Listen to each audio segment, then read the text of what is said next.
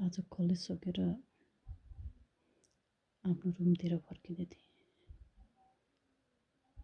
बस चढ्नुको लागि कुरेर बसिरहेको बेलामा एउटा तस्बिर मबाट पास भयो। आफ्नो आँखालाई एकै नै भएन, मैले उसैलाई देखिरहेको थिएँ।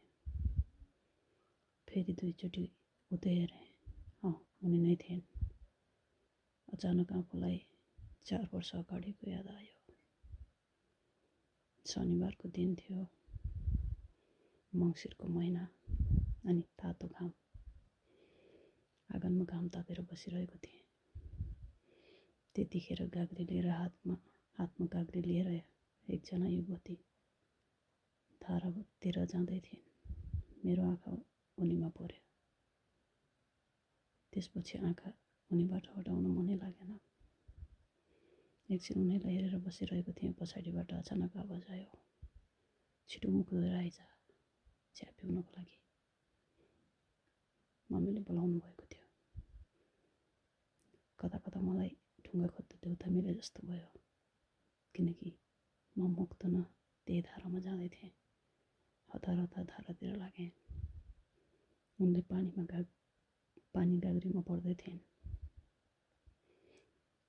अहिलेभन्दा अगाडि मैले यो अनुहार यो गाउँमा देखेको थिएन। मनमा खुल्दुली लाग्यो, को होला, कहाँबाट आएको होला। अचानक मुखबाट आवाज निस्कियो, हाय। वरिपरि हेरेँ, कोही पनि थिएन। त्यो हाय मेरै लागि थियो। मैले हाय भने, मुसुक्क हाँसिन्। वाह, कति राम्रो मुस्कान। फेरि म टोलाए जस्तो गरेर उनकै मुस्कानमा हराइरहेको थिएँ। त्यसपछि ऊ त्यहाँबाट निस्किन्। धारा खुल्दै रहिरह्यो। म कल्पनामा डुबिरहेको थिएँ।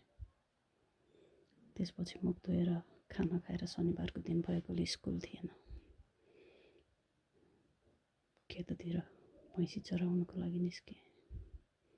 मनमा उनकै तस्बिर आइराख्यो, आँखामा उनकै तस्बिर आइराख्यो। मनमा कता कता के खुल्दुली लागिरह्यो, को होलिनु। फेरि मैले देख्छु कि देख्दिनँ होला, त्यति सोच्दै बसिरहेको थिएँ। तलबाट घाँसको भारी बोकेर दुईजना हाँस्दै आइरहेको देखेँ। उनी रहेछिन् अर्को साथीसँग। अब मलाई थाहा भयो, उसको साथीलाई त मैले चिनेको छु। उनको बारेमा सोध्छु भन्ने मनमा ढुक्क लिएर दिनभरि भैँसी चराएर घर फर्किएँ।